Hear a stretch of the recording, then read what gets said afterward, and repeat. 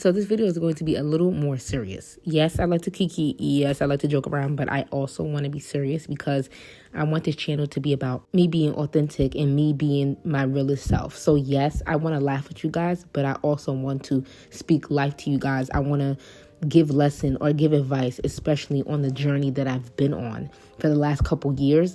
I feel like this would be really helpful to people. I know that the life experiences that I'm experiencing are not single-handedly like a only me thing. And there is a lot of things that I have been through that other people can relate to.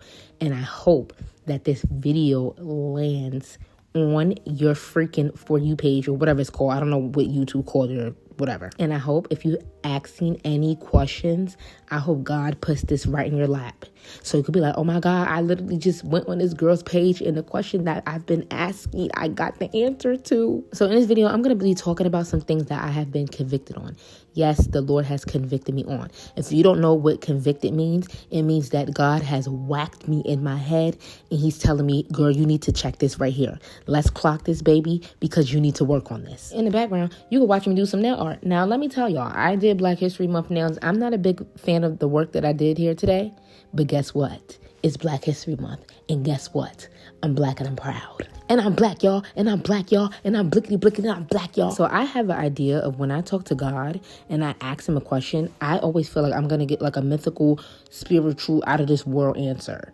And sometimes him sending people to you to speak to you is the answer to your question.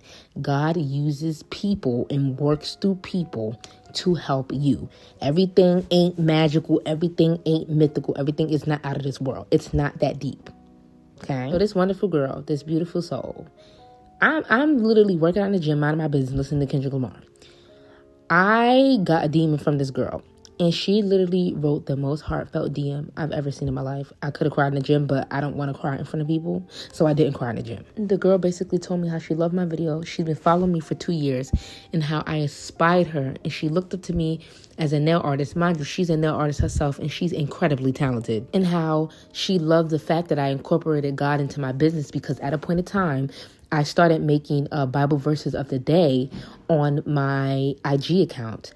I used to do it and I stopped doing it because I started overthinking and I was like, no, this is going to be too much. And I'm already talking about God on my TikTok, so I'm not going to post it on my business account. And I literally stopped doing it. She also told me that she seen that I was complaining about my business not doing as well as I want to and how, you know, it's kind of getting a little difficult. And she told me to keep going and she understands how hard it is. And it literally means so much. Like even now talking about it, like I'm literally getting teary-eyed because number one, I really did not think that people even cared enough to watch what I was doing. Like, don't get me wrong. Like, I know people cared enough about my business because obviously people shop and buy my products, but I never thought in a million years that I would be inspiring people. I never knew that like me doing things or talking about God or just talking and being authentic would basically like touch people in a way. It was literally like mind blowing. It was kind of like no way this is like even real. Like I just thought like me talking was just me talking. I didn't think people really like it made somebody feel a way or brought joy to them in that way. And I spend so much time overthinking things and being a people pleaser. I am a recovering people pleaser. I still fight with it every now and then. So I'm always thinking like, nah, this is doing too much. Oh, people not gonna like it. Oh, da-da-da-da. And I get in my head about things and then I divert and I stop doing things. And it kind of made me feel bad because I'm just like, yo, you said that you was going to preach the gospel, right? Now, I do that on my TikTok. I do that like with my own person, like not through my business. Okay, that's good. I do that. I told God that I was going to bring him in every aspect of my business. And I do, but then I don't at the same time because I stopped doing that. And it's just like, why would you stop honoring God? Like, why would you stop talking about him? Like, why would you stop saying nothing? Like, you don't know who's getting this message. And sometimes I be getting caught up in the views. So if there's very like minimal engagement and I'm doing something, I'm like, okay, like people not really feeling this. Like, let me switch it up. I be doing that, bro.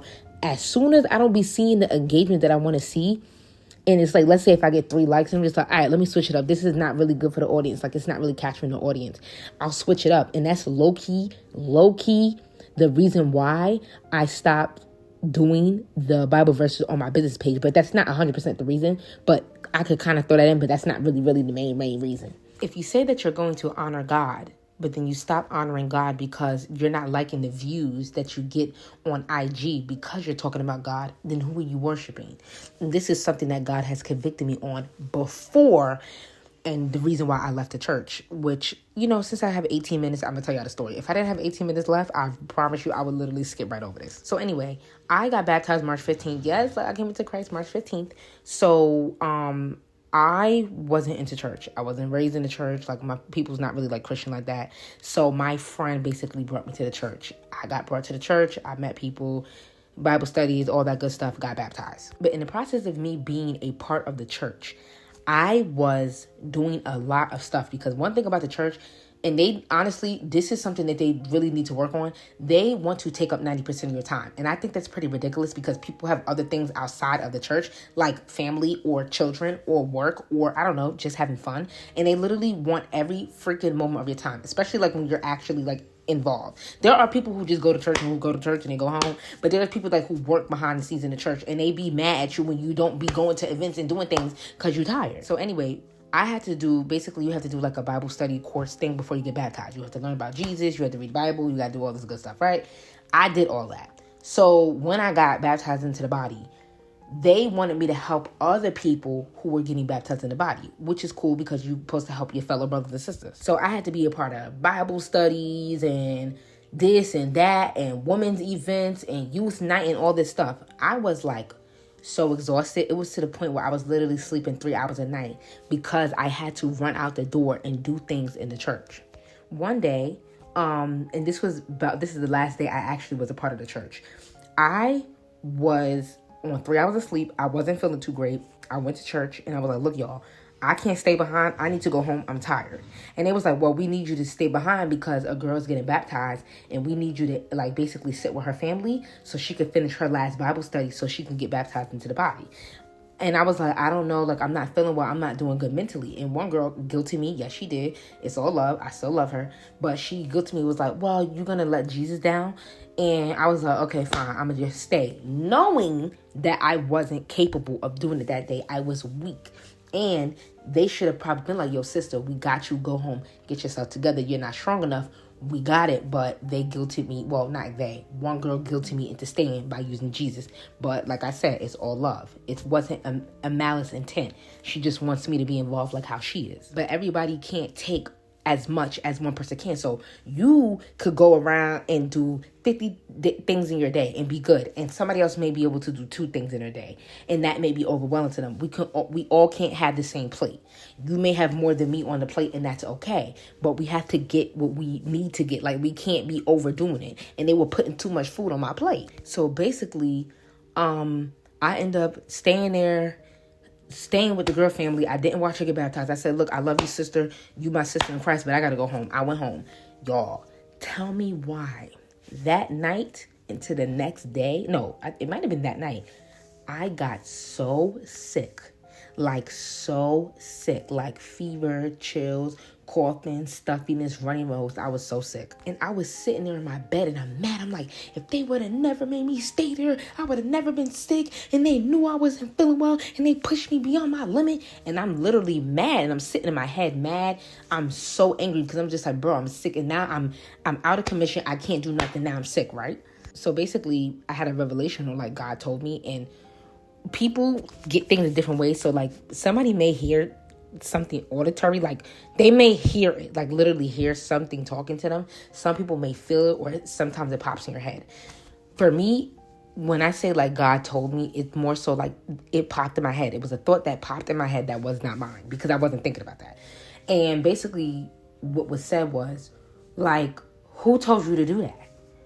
I didn't tell you to do that. Like, I didn't tell you to stress out your body and go and do all the things in the church when you know you couldn't do it and try to keep up with everybody. I didn't tell you to do that. And like, if you really look at it and you just like read the Bible, there is so many verses in the Bible where God tells you to take care of your body. It is the temple. It's carrying the Holy Spirit. Take care of your body. Give you a peace beyond understanding. That's what God is about. He's not telling you to go out there and work like a workhorse and lose your mental health and get sick and barely eat and only have 3 hours of sleep. That's not him, right? So me doing all that was not from God. So God didn't tell me that. You did that. And the reason why I did that is because I was trying to people please and keep up with an image, because I didn't want them to think that I was a lukewarm Christian. So basically, I pushed myself to be a part of all these events, although it overwhelmed me, although I wasn't happy, although I was barely sleeping, although I wasn't taking care of myself, and I was writing it off and saying that God wants me to do it. But when it wasn't God, it was me, and it was my own pride, and it was my own people-pleasing energy, and it was my own me trying to be controlling. And I like to control the way people see me. So if you don't see me in the image that I want you to see me, it bothers me. It was all me. It was pride, baby. So basically, God said, you stopped worshiping me a long time ago. You been stopped worshiping me. You been stopped coming for church for me. At first it was about God. Later on, it stopped being about God a long time ago. You don't worship God, you worship people. And you're mad that you got yourself in a situation, and you mad that you took your body through the ringer for no reason when he did not ask that of me. I used to pray to God, like, God, why am I going to church, right? And I'm not at peace. Why am I coming to the house of the Lord and I'm not happy? Why am I not feeling the goodness that you're supposed to bring? And I'm coming to the house of the Lord. I'm going to church. I'm giving my tithes. I'm doing this. It's because you weren't seeking God. You were trying to please people. People is not giving you peace. God is. And when I tell you, that hit me to my core like a ton of bricks. I cried. I begged for forgiveness, and I said, God, if you give me a nail order right now, I will drop this church and I won't ever go back. And he literally gave me a nail order. It said, cha-ching. If you an Etsy seller, you know what that sound is, baby. I text that chat and I said, I am done and I'm leaving the church. And I've been the happiest I've ever been. It was the best decision I ever made. Now, I want to say this. Not every church is bad. Not every person is bad. You have to find your right place. I left that church, and by the grace of God, he has given me a body of people who are into Christ and love Christ, and that is my community. That's my family. That's who I go to consult with. That's who I go to my problems with, because if you are of Christ, you go to Christ people that's in the body for your problems. I forgot what that is. If that's Corinthians, maybe it is, maybe it isn't. I'm gonna try to find it. So although my place is not in the church, in the house of the church, my community that God has given me and God has brought to me is my body. And that's the people who I go to and I seek advice and wisdom from, and comfort and love. That's the people who help me go through life. So as you can see how God convicted me again on the same problem, and how I started overthinking and I started getting into my thoughts and being consumed with how people will look at my business page as to why I stopped spreading the gospel on my business page, although I told God that I would do that. So he is convicting me on my people-pleasing behavior again. And instead of me seeking the kingdom and loving God and doing things because I love God, I am doing things in the eyes of how this person will view me, which is a problem that I have been having. It's a problem that I have been dealing with, and it's honestly a problem that I've been having since I was a young kid. So when that girl approached me and she told me that this makes me feel away, and I love when you used to make your Bible content, whatever like that, it made me realize, like, holy crap, I didn't recognize who I was touching by just opening my mouth. And I was so caught up in the numbers that I didn't even think that people even care what I was saying. So that right there sparked something in me, and it made me go, oh, I'm definitely going to do my quote of the day. If I don't do it every day, at least I could do it like twice a week. And hopefully I can grab and touch more people with my word. And that's why I decided today to make this YouTube video. I want to be authentic, and me being authentic is me being honest about who I am. God is in my life. He is in every aspect of my life. I talk about him all the time. I do Bible studies. I preach the gospel. So I should be able to incorporate that in my business. If you feel a way and you don't like that I'm talking about God, you can go. And that's just what that is at this point. This is who I am. I can't minimize that. I can't make that small. I can't be quiet about it. It's who I am. It's who I am. He is a part of everything that I do. And I literally had a dream one day. This is the reason why I'm making a YouTube video, y'all. I had a dream not the other day. This was literally a couple weeks ago.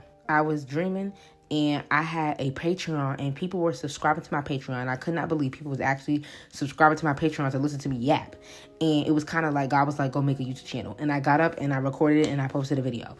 And that's just really what that was. So I know if God is telling me to go make a YouTube channel, not only will, he wants me to showcase my talents and maybe hopefully, I could have some success in the channel, as in people viewership and even some financial success. Girl, you gonna talk about me. You're gonna talk about me, and you're gonna tell people, and you're going to honor me, and you're gonna tell people why you're here and how I'm moving behind you. And with me speaking about it and being vocal about it, maybe this may help you. I'm telling you, y'all, whatever you do in life, even if let's just say you're not a Christian, or let's say you believe in God, but you're not deep in the word or whatever like that. That's okay. This video is for you too. Never be afraid to be authentic. You have to be yourself. If you are a weirdo and you are just real weird, girl, you be that.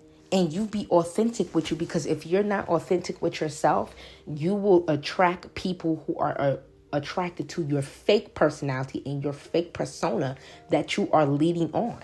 They won't be attracted to who you are. You will attract people to the fake persona that you're putting on. Like Tyler, the Creator, said, take your mask off. You have to be real. And whatever comes to you by you being real, it's meant for you.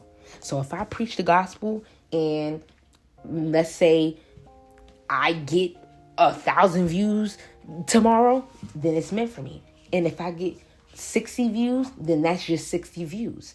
If some people may be like, hey, I'm going to subscribe for your channel because I didn't look for your channel. I'm not looking to talk about God. I just want to laugh and joke.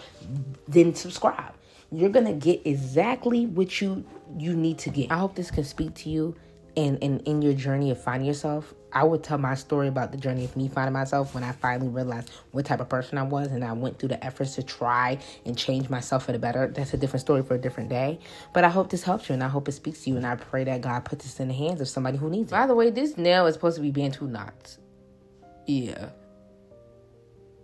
But, it's okay. I'm not a big fan, but, it is what it is. Anyway, Shop Partner Press. The link is in the description.